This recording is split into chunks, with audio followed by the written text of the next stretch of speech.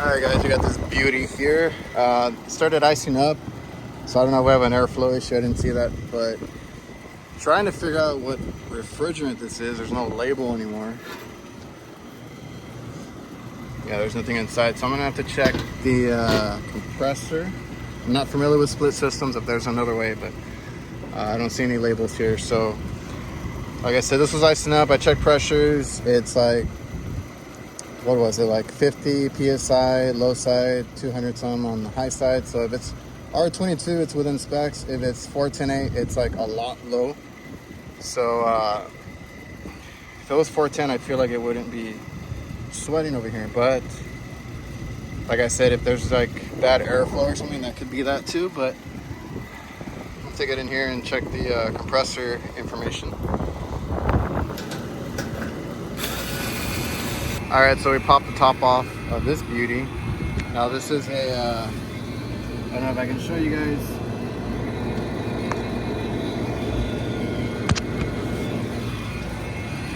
Yeah, I don't know if I can show you guys, but I scanned that label.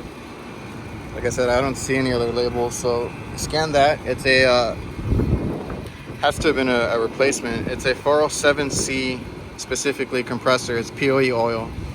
So with that being said, I'll check again because I had it on R22 and I had the gauges, but should be within specs. So that leads me to believe there's something wrong with the blower inside or filter. So we'll check that.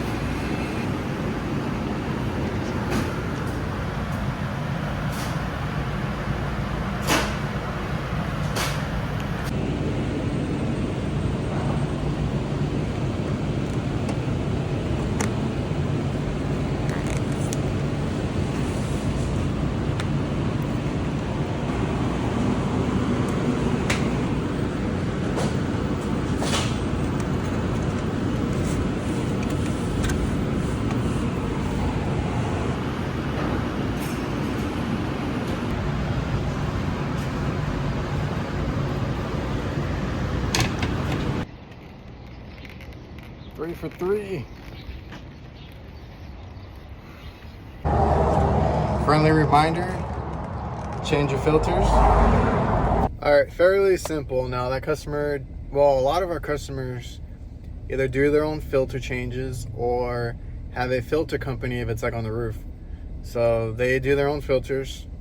I am not in charge of that. Now we have maintenance coming up with them, but unfortunately for them, this came at a time right before we were scheduled because they scheduled us.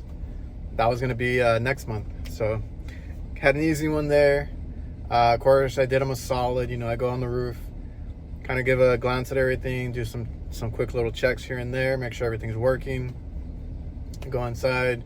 I put in the filters. They have their own filters, so I put those in for them, and you know, they felt it fresher right away. They felt that it was working. It cooled really quick after replacing the filters, so they're happy. I mean, you know, when they get the bill and when they pay the bill, they might shed a little tear, but that's, you know, that's what they call us for. We got it going. Now I'm gonna go do a walk-in cooler.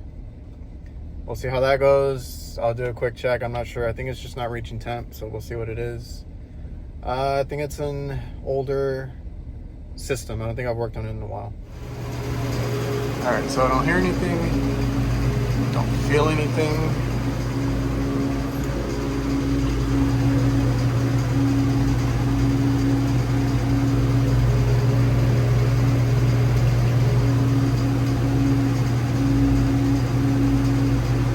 Just make sure that's on. Okay, yeah, that's what I thought. I didn't feel anything coming through, so we're off. And just make sure we have power and everything. All right, so I just brought my quick check bag. Got my little pen style meter there. Now let's see. I just want to make sure we have voltage and everything before I bring anything else up. So we got 201. 198 and 200. Just checking the three-phase incoming power, and then our coil is back here, nothing's engaged. So then on our coil, it's not picking up anything. So more than likely if I bump that, it'll turn on, but we are missing power somewhere.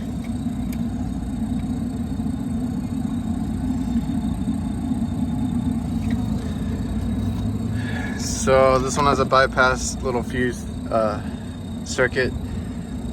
Let's see if it's off on pressure.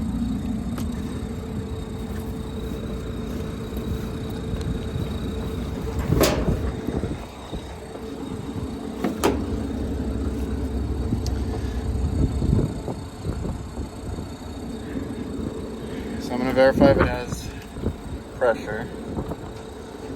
Maybe we leaked out. There's a leak there.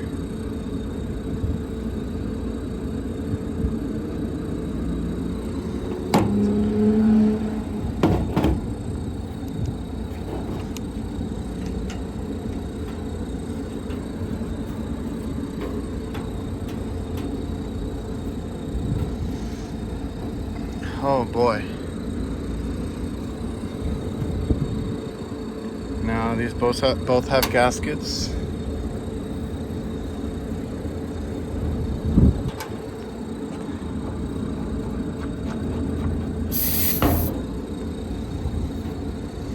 Actually,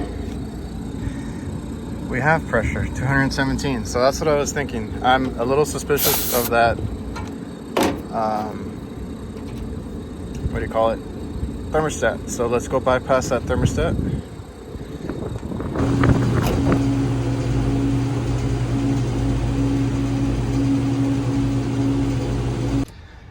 So basically, I was just checking power across instead of jumping it out there.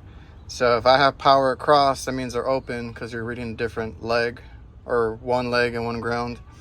If you don't get voltage across, that means it's closed. And then I checked each one to ground, and sure enough, we have voltage to ground on either side. So there is voltage passing through that thermostat. So now I'm gonna go and check our solenoid valve. All right, so now we're gonna swap out our little quick check bag for the main bag that I use. And we're gonna get a solenoid on there, make sure our valve is opening, see if it is causing an issue there. Okay, the ground wasn't even hooked up. I just kind of pushed it back in there to touch. I'm gonna go turn the breaker on. I just like to verify, see what kind of voltage, if any, we're getting here, just to make sure. This is a older Sporlan 208 volt. So if anything, hopefully we can just change this out. I'll check the valve with the magnet and go from there.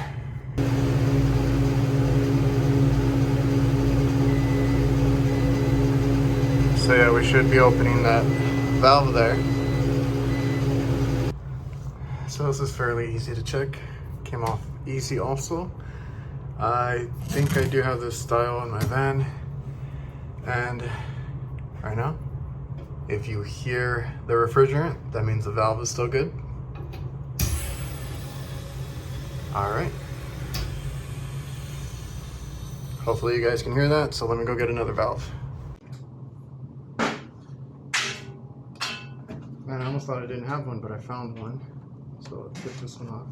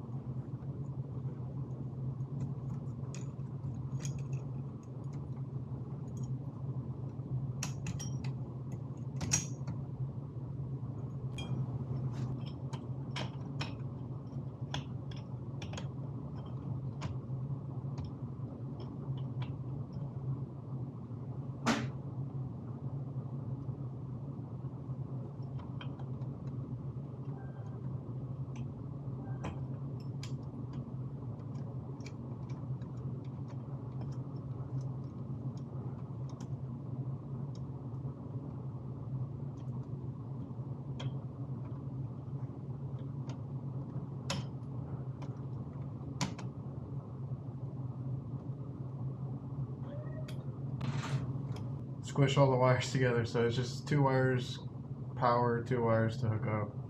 Forgot to record, but that's all it is. I'm gonna put the original label on the old one on top with the screw, and then basically turn it back on.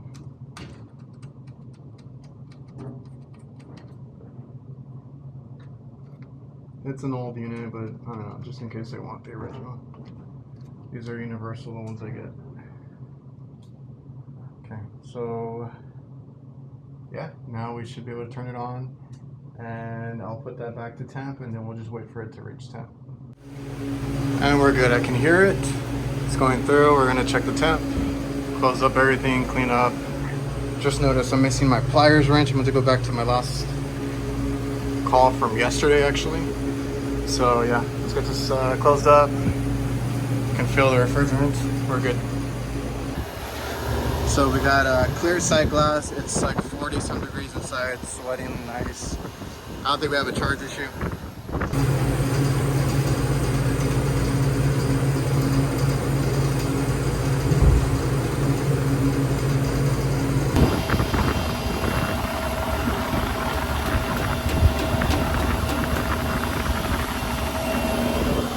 Should be off. It's like at 2 psi.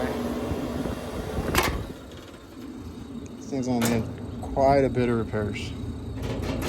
We have 2 valves up here, so I pumped it down, and we're gonna take a look at that screen on the TXV. It has a removable screen on there.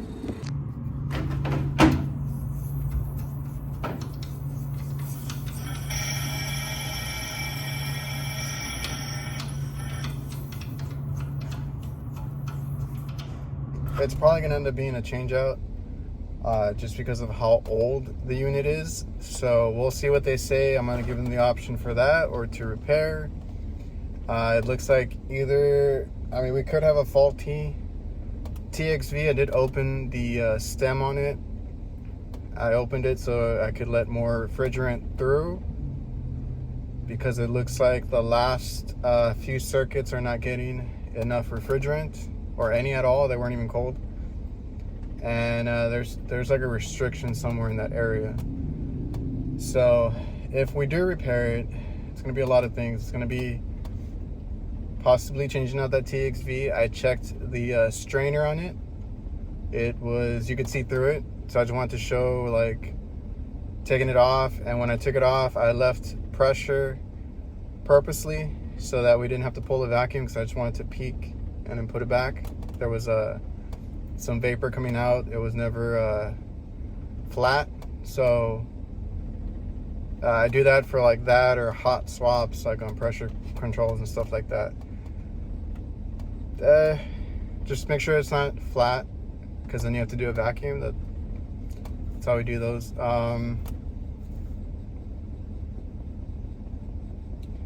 So yeah, it could be a faulty TXV. It could be some sort of restriction there in the distributor, because it's not feeding the whole coil. And the way those work is a distributor, if you see that end that comes out with all those little pipes, it's a distributor to evenly distribute refrigerant. And there's a section that doesn't have refrigerant, and the rest of it's icing up. The coil looks clean enough.